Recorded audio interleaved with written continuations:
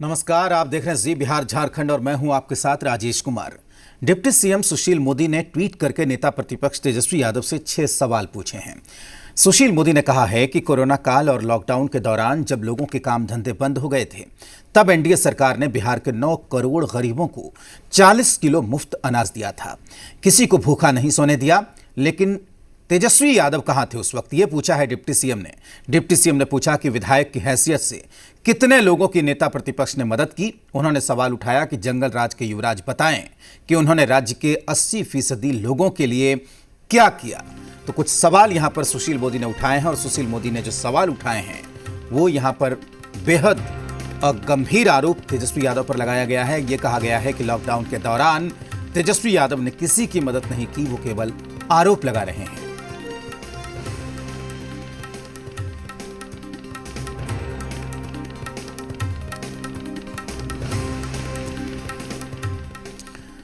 Deputy CM Sushil Modi ने नेता प्रतिपक्ष तेजस्वी यादव से ट्वीट करके 6 सवाल पूछे। इसके बाद बिहार की सियासत में घमासान मचा हुआ है। कोरोना महामारी में लॉकडाउन के समय तेजस्वी यादव ही संकट काल में छात्रों के, गरीबों के, मजदूरों के रहनुमा बनकर सामने आए थे।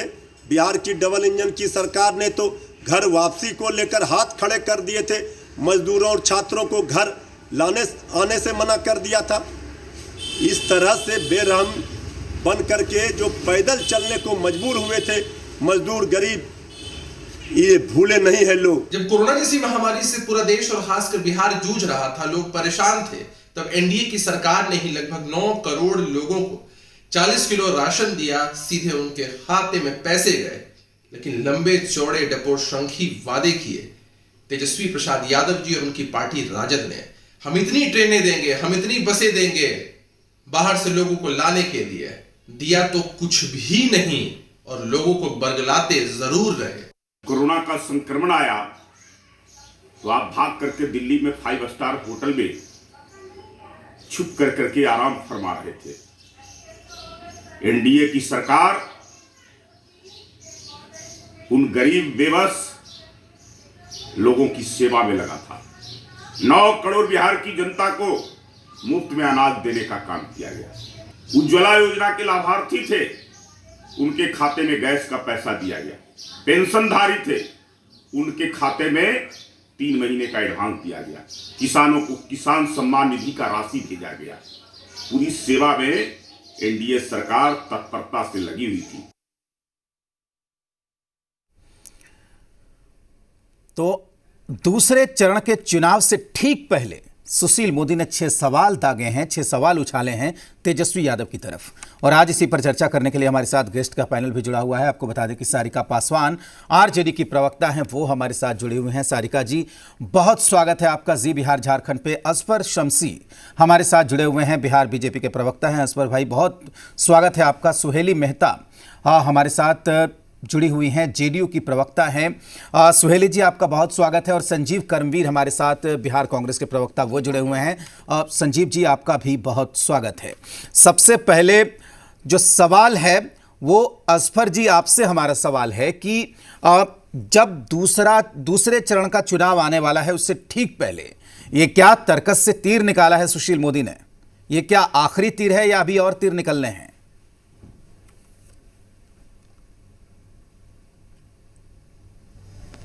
जब रात है ऐसी मत वाली तो सुबह का आलम क्या होगा। क्या बात है। यानी कि ये जो राजद के शहजादे हैं और ब्रेड एंड बटर खा करके और व्हाइट कलर बनते हैं, हालांकि वो 9th फेल है। अच्छा। लेकिन व्हाइट कलर बन करके जब कोई आपदा आती है तो वो घर में दुबके रहते हैं। तो सवाल ये पैदा होता है कि इनको बताना चाहिए जिस प्रकार से कोरोना पीरियड में और लॉकडाउन में, यानी कि पहले तो WHO के डॉक्टर डेविड नेबरो ने हमारे यशस्वी प्रधानमंत्री की तारीफ की कि 100 समय लॉकडाउन हुआ इसके लिए। दूसरी बात है कि इस लॉकडाउन पीरियड में जो उनको मुफ्त अनाज मिला, उससे भी और छठ तक के लिए उनको अनाज मिल गया। इनको ये बात पच नहीं रही है, क्योंकि ये तो राजनीति के अंदर अपराधीकरण करने वाले लोग हैं। क्योंकि ये राजद के लोग अपराध का राजनीतिकरण करने वाले लोग हैं और ये राजद के लोग भ्रष्टाचार का सरकारीकरण करने वाले लोग हैं। यानी कि भ्रष्टाचार का पर्याय ठीक है, आरजेडी है,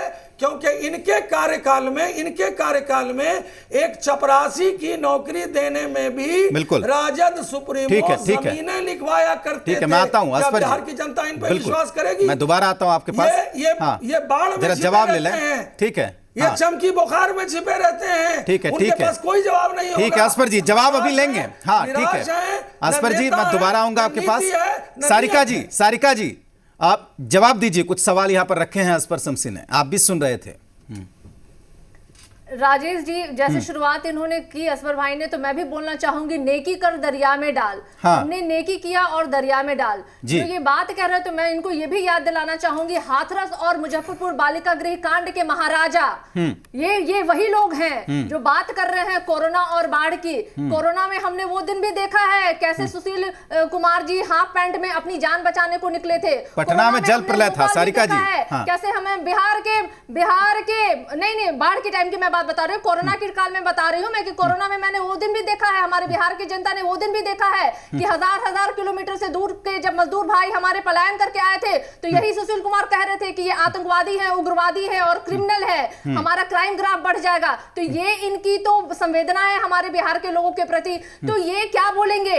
इनकी तो कभी कहते ना कि अपना जमीर बचा ही नहीं है, इन्होंने उसे बेच दिया है। जो खुद 60 घोटालों में लिप्त है, मुजफ्फरपुर बालिका गृह कांड जैसे 35 बालिकाओं के जो कहते हैं ना रेप में संलिप्त है, जो अभी मुंगेर के नरसंहार में संलिप्त है, वो आज अगर अपनी जमीर की बात कर रहे हैं तो बिहार की जनता समझ रही है कि आपकी जमीर बचा नहीं है और बिहार की जनता पूरे फुल मैंडेट में महागठबंधन को अपना समर्थन दे रही है। और पहला चरण का चुनाव हो चुका है राजेश जी, और आने वाले 2 चरणों के चुनाव में भी इनको पता चलेगा कि इनका कैसे सुपड़ा बिहार से साफ हो रहा है। सारिका जी ने बड़ा तीखा हमला किया है। सुहेली जी आप भी सुन रहे थे। जी देखिए, ये आप कह रहे हैं कि चुनाव का दूसरा चरण है तब वो बोल रहे हैं, ये बात सत्य है और ये पहली बार नहीं बोला गया है। हमारी पार्टी ने भी कहा है कि आप कहाँ थे जिस समय कोरोना काल था, अभी भी है, लेकिन जिस समय लॉकडाउन सवाल तो मुख्यमंत्री जी से पूछना चाहिए था। सुन लीजिए सिस्टम से उन्होंने 4 महीने ठीक है सारिका जी सुन लीजिए। सारिका जी बोलने दीजिए। मुख्यमंत्री बिहार का जो सिस्टम है उस सिस्टम के थ्रू बिहार की जनता को राहत पहुंचा रहे थे। सिर्फ रोड पर निकलकर नाचने से नहीं होता है। आप कहाँ थे 3 महीना? दिल्ली में बैठे हुए थे। जनता से क्या आपका सरोकार था? लॉकडाउन लगाया था? क्या सरोकार फोन किया था हमें कि लॉकडाउन कल से लगा रहे हैं, चले जाइए अपने बिहार में। राजनीति चल रही थी, ट्विटर पे आरोप लग रहे थे, सुनने के लिए बर्दाश्त करना। ठीक है, हाँ बोलिए ना सुहेली जी बोलिए। हाँ ठीक है ट्विटर पर राजनीति चल रही थी इनकी। ये तो गनीमत है कि चुनाव आ गया राजेश जी की बिल से निकलकर बाहर आए। अच्छा नहीं तो पता नहीं अभी ठीक है सुहेली जी, संजीव जी को सुन ले, तब फिर आता हूँ मैं, कुछ बोलना चाह रहे हैं बहुत पहले से संजीव जी। उस समय भी ठीक है संजीव जी बोलिए, अपनी बात रखिए। संजीव जी सरकार को ये लोग बदनाम जरा सुनिए, फिर मैं आता हूँ सुहेली जी, फिर आता हूँ। हाँ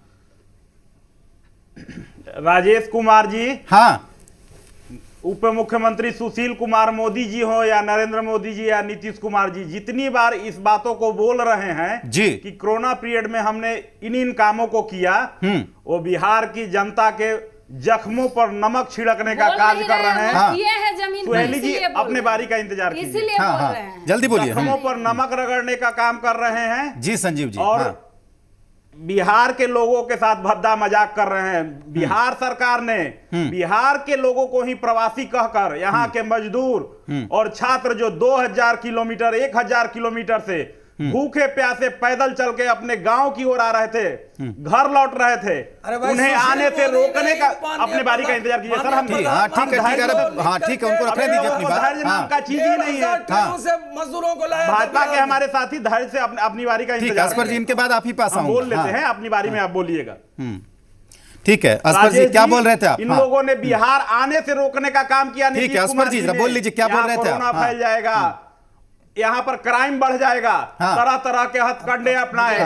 सोनिया गांधी जी ने जब ठीक है समय की कमी है, बोलिए असफर जी बोलिए। अपने पैसे से बिहार के छात्रों को, गरीबों को भेजने का कार्य किया, कांग्रेस पार्टी ने 20 ट्रेन भर के लोगों को भेजा, तब इन लोगों ने ठीक है संजीव जी, असफर जी कुछ बोलना चाह रहे हैं, सुन लीजिए। हाँ, उनकी बात सुन लीजिए, असफर जी कुछ बोलना चाह रहे हैं। मैं कह रहा हूं कि हमारे सुशील मोदी जी जो डिप्टी चीफ मिनिस्टर भी हैं, उन्होंने माननीय प्रधानमंत्री और रेल मंत्री को लिखा और आग्रह किया, और 1,500 ट्रेनों से हमारे मजदूर भाई आए, फिर बस से नया जुमला बोल रहे हैं। लेकिन ये राजद वाले लोग जो बोल रहे थे, जब कांग्रेस की राष्ट्रीय अध्यक्षा ने कह दी चला गया इनका ठीक है, ट्रेन का किराया एक सारिका जी, सारिका जी, है, ये समय की कमी है। ठीक है संजीव जी, वक्त की थोड़ी कमी है सारिका जी, लेकिन हाँ, ये आरोप तो ये बार बार लगा रहे हैं, हर मंच से लगा रहे हैं कि वो गायब थे। वो भी 1,000। हाँ बोलिए बोलिए, ठीक है असफर जी सुन लीजिए, असफर जी सुन लीजिए, सारिका वक्त की कमी है, सारिका जी बोलिए। हाँ सुन लीजिए। हाँ जी राजेश जी, इन लोग को याद करना चाहिए कि हमारे जो माननीय तेजस्वी यादव जी हैं, वो पहले व्यक्ति थे जिन्होंने अपनी सैलरी दी थी कोरोना के पीड़ित,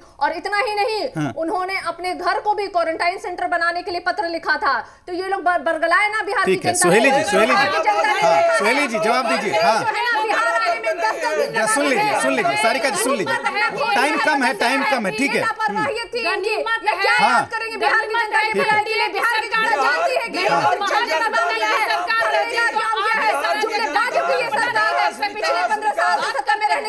ठीक है।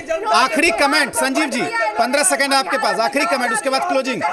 हाँ सुन लीजिए, अब सब सुन लीजिए संजीव जी की बात, सबसे आखिर में बोला था उन्होंने। हाँ संजीव जी बस, हाँ बिल्कुल कंक्लूड करेंगे। संजीव जी बोलिए। हाँ मुख्यमंत्री नीतीश कुमार जी बोलिए संजीव जी। हाँ महागठबंधन बोलिए संजीव जी जल्दी। अराजकता नहीं फैली। हाँ। एनडीए की सरकार में सारा काम राजेश जी, बिहार में 60% डॉक्टर का पद रिक्त है, 70% नर्सिंग स्टाफ का पद रिक्त है। राजेश जी 7 लाख नौकरियां मिली, 60% डॉक्टर। बिल्कुल देखिए, चर्चा दिलचस्प चल रही है, हमें भी बढ़ाना था लेकिन वक्त की थोड़ी कमी है। फिलहाल बहुत शुक्रिया आप सबका हमारे साथ जुड़ने के लिए। संजीव करमबीर आपका भी, अफजल शम्सी आपका भी, सारिका पासवान आपका भी, और सुहेली मेहता आपका भी बहुत शुक्रिया। वक्त की कमी है तो चुनाव, दूसरे चरण के चुनाव के ठीक पहले सुशील मोदी ने जो सवाल तेजस्वी यादव की तरफ उछाले, आरजेडी के नेताओं ने उसका जवाब दिया है। लेकिन क्या तीसरे चरण के चुनाव तक यही मामला उठेगा?